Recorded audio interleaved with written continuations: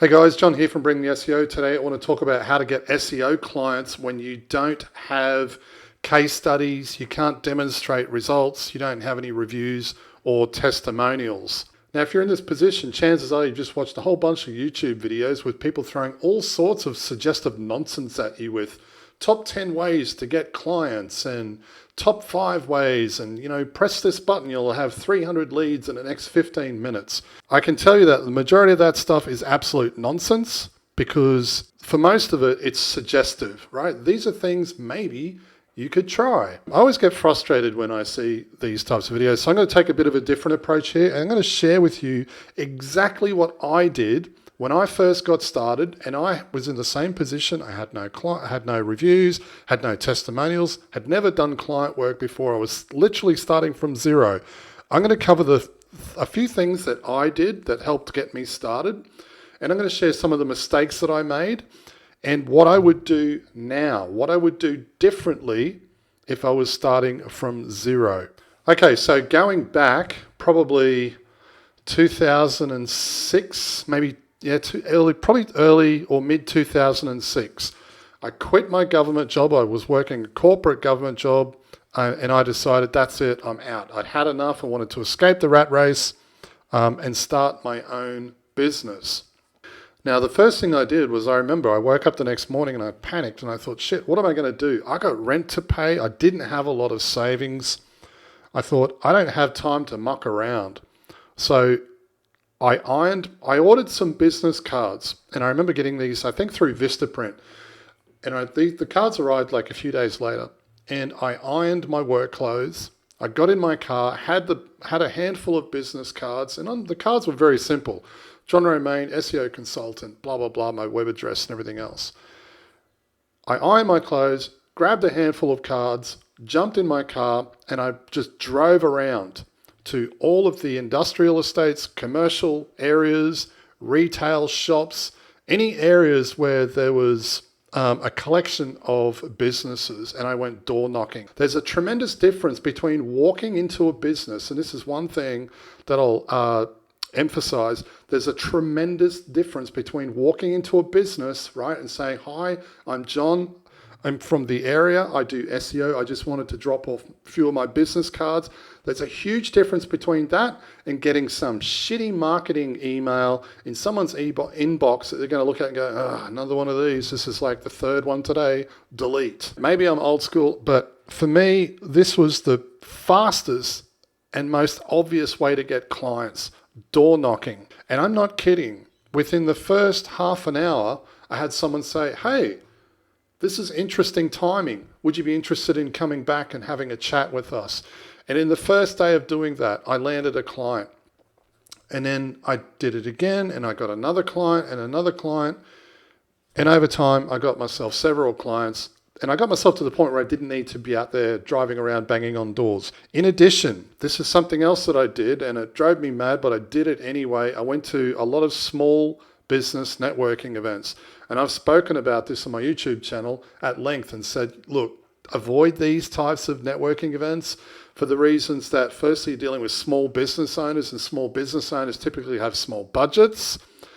But also, and I'll get to this, and this will make much more sense in a minute, you're in a room full of people working in different industries, and that's a problem. But if you're just getting started and you need to put some money in the bank, forget about trying to make it fancy.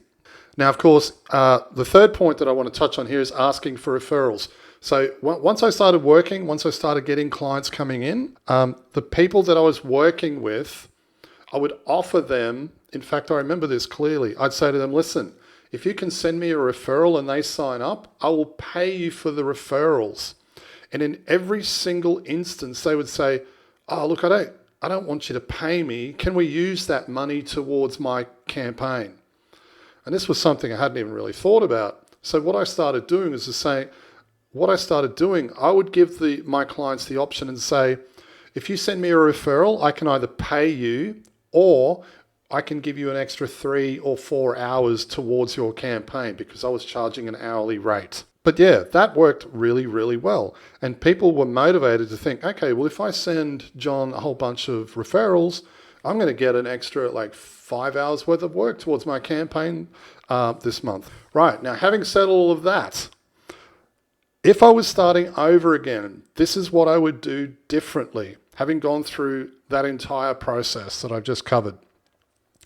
The first thing I would do differently, and I can't stress this enough, I would invest in training, some form of training or mentorship, working with someone who can say, all right, John, this is exactly what you need to do in order to start landing clients more efficiently. Because the things that I've just covered, yes, they work, but man, it's not pretty. And it takes time, right? And this is the thing. I wasted, and I hate to admit it, it was a painful experience. I wasted years and years and years working through these strategies, going to networking events, door knocking, sending emails, cold calling, doing all of these different things without a great deal of success. And all I did in the process was waste time.